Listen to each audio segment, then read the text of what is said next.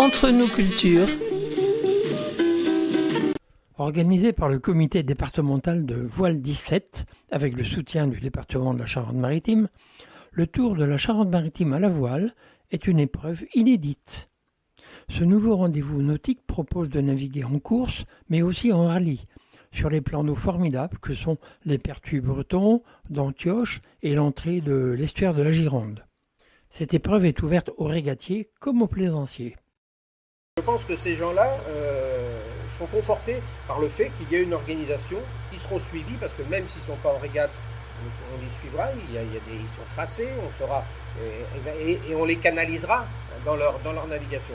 Et ça, je pense que c'est quelque chose qui a beaucoup contribué au fait du succès des inscriptions, on va le dire tout à l'heure, mais le fait qu'il y ait beaucoup de gens qui s'inscrivent parce que justement ils se sentaient certainement un peu confortés dans leur navigation. Et alors, je ne dis pas, c'est le fait de passer sur Royan, où là on a quand même les gens qui naviguent le savent.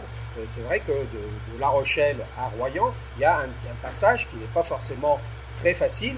Il n'y a rien de dangereux, surtout si les conditions sont bonnes, mais peu de gens osent franchir ce cap, et donc on les accompagnera pour pouvoir le faire, et je pense que ça leur ouvrira certainement après d'autres horizons que les petits allers-retours qu'ils font régulièrement. Alors parce que c'est vrai à La Rochelle, mais c'est vrai sur Rochefort, c'est vrai aussi sur Royan, où les gens restent sur leur site et n'ont pas tendance à se déplacer.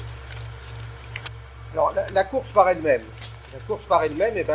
Bien évidemment, parce que je l'ai dit tout à l'heure, l'effet Bestaven a fait que ça a été certainement très positif pour le choix et de faire cette épreuve. Eh bien, Yannick Bestaven sera le parrain, évidemment, de cette épreuve. Donc, c'est une très belle chose pour nous, et avec tout ce que ça comporte. Et d'un coureur plus que méritant, avec toutes les valeurs de la voile qu'on peut connaître et qu'on défend.